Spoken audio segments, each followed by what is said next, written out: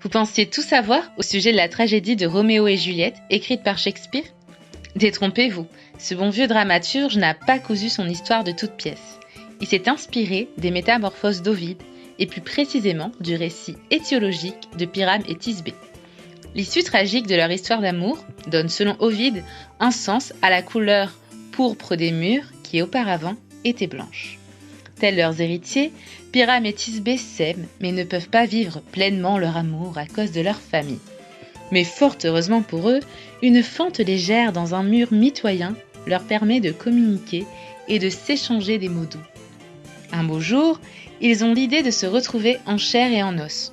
Ils se donnent rendez-vous à la tombée de la nuit, au pied d'un mûrier, dont les fruits sont blancs, on le rappelle.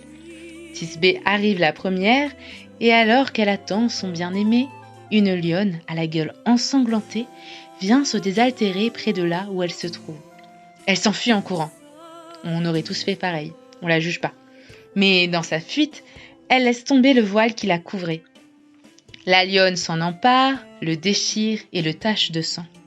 Quand Pyrame arrive, il trouve le voile et croit immédiatement que sa chair et tendre a été entièrement mangée. Ah, malheur! Le voilà qui s'empare de son épée, s'en transperce la poitrine et la retire. Les murs se retrouvent alors teintes de sang. Vous devinez la suite. Quand Thisbé revient, elle trouve Pyrame agonisant et décide que rien ne pourrait plus désormais les séparer. Elle se tue également en souhaitant que le mûrier conserve à tout jamais l'empreinte de leur sang.